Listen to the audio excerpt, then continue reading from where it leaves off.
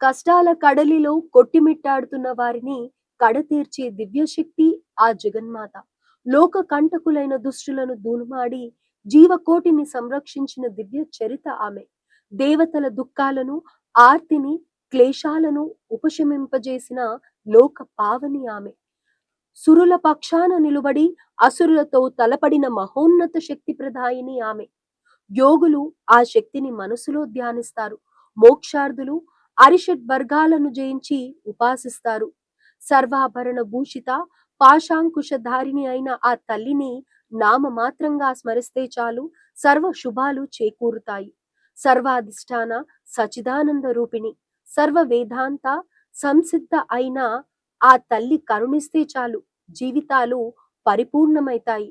అందుకే ఆమె బ్రహ్మాండ జనని. త్రిమూర్తులతో సహా సకల దేవతలకు ఆమె జనయిత్రి. భీకర రూపంలో దర్శనమిచ్చిన, ప్రశాంత చిత్తంతో కనిపించిన ఆమె వరదాయిని, అభయప్రదాయిని. పరమోత్కృష్టమైన ఆ రూపాన్ని దర్శించి సేవించి పూజిస్తే చాలు జగన్మాత ప్రసన్నమైనట్లే. అన్ని పూజల కన్నా, హోమాల కన్నా మిన్నగా ఆ తల్లిని సంతోషపెట్టేది ఒక్కటే, ఉత్తమోత్తమమైన దేవి భాగవత పారాయణ. నిత్య పారాయణతో సంతుష్టి చెంది వరాలను కురిపిస్తుంది, విషాదాలను దూరం చేస్తుంది. అందుకే ఆ పరాశక్తి మహత్యం ఎవరికీ అంతుబట్టనిది. వెర్రి మొర్రి వారికి కూడా జ్ఞానాన్ని ప్రసాదించి పండితులుగా తీర్చిదిద్దగల శక్తి ప్రదాయిని. సామాన్య కాళిదాసును మహాకవిగా మలిచిన జ్ఞానప్రదాయిని. అష్టాదశ శక్తి పీఠాలలో ఒకటైన ఉజ్జయిని క్షేత్రంలో ఆ జగన్మాత మహాకాళిగా కొలువుదీరి లోకాన్ని సంరక్షిస్తుంది. సతీదేవి దేహ ఖండాలలో పై పెదవి పడిన ప్రాంతంగా ఈ క్షేత్రం వాసికెక్కింది. ఈ క్షేత్ర ప్రాశస్త్యం అతి ప్రాచీనమైనది.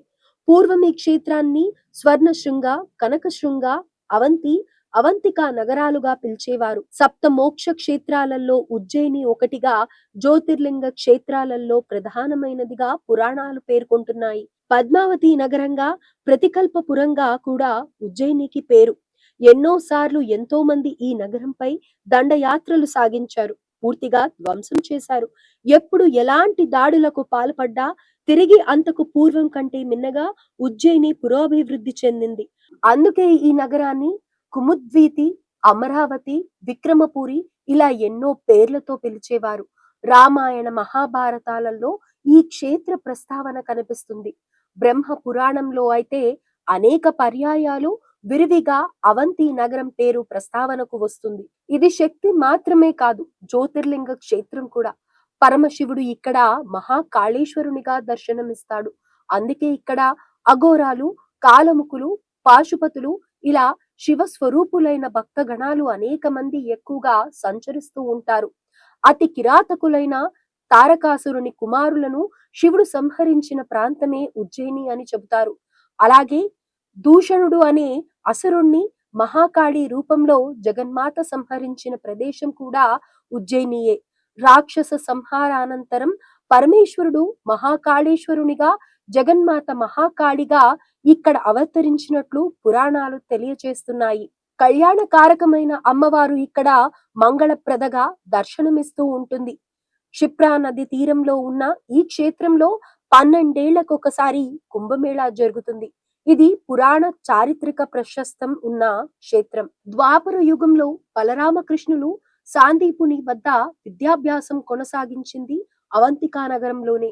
అలాగే అశోక చక్రవర్తి కూడా కొద్ది కాలం ఈ నగరంలో నివాసం ఉన్నట్లు చరిత్ర బోధిస్తోంది. అనేక మఠాలు, పీఠాలకు నెలవు ఉజ్జయిని. ఉజ్జయిని మహాకాళి, మహాకాళేశ్వరేశ్వరి, క్షిప్ర తీర్థస్థిత మాత, వాంఛితార్థ ప్రదాయిని. క్షిప్రా నదీ తీరంలో కొలువుదీరిన అమ్మవారు ఎలాంటి కోరికలు కోరినా తీర్చే శక్తి. పతితో కలిసి సతీదేవి మహాకాళిగా భక్తులను అనుగ్రహిస్తూ ఉంటుంది.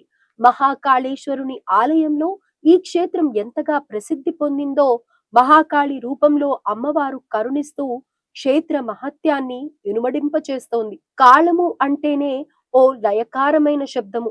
అలాంటి కాళ శబ్దానికి ప్రతీకులుగా పార్వతి పరమేశ్వరులు ఇరువురు మహాకాళేశ్వరుడు, మహాకాళిగా నిలవైన పుణ్యక్షేత్రం ఉజ్జయిని.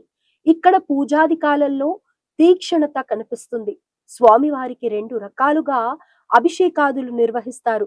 ఒకటి భస్మ మందిరంలో తయారు చేసిన విభూతితో చేసే భస్మార్చన కాగా, రెండవది శ్మశానంలో కాలిన శవం తాలూకు భస్మంతో నిర్వహించే అర్చన. ఇక పూజానంతరం స్వామివార్లకు ఇచ్చే భస్మహారతి అత్యంత ప్రధానమైనది. ఆ చతుర్ముఖుడు కూడా ఇక్కడ కొలువుదీరిన అమ్మవారికి, స్వామివారికి విశేష అర్చనలు నిర్వహించారని పురాణాలు పేర్కొంటున్నాయి.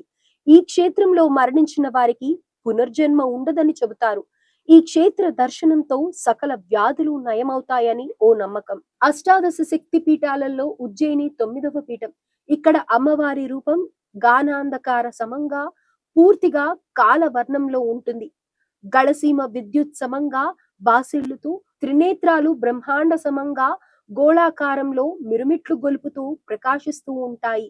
నుదుటి బొట్టు ఎర్రటి కాంతులు చిందే సూర్య సమప్రభంగా కనిపిస్తుంది. శిరస్సున కాంతి లీనే కిరీటం సర్వశోభితమై దర్శనమిస్తుంది. అమృత పదం వైపు నడక సాగాలంటే ఆ భగవతిని ఉపాసించాలి. అమ్మవారి కృపా రసామృతాన్ని పొందాలంటే ఆరాధించాలి. జ్ఞానసిద్ధి, మోక్ష సిద్ధి లభించాలంటే ఆ కాళికాదేవిని ప్రసన్నం చేసుకోవాలి. అది శక్తి ఆరాధనతోనే సాధ్యమవుతుంది.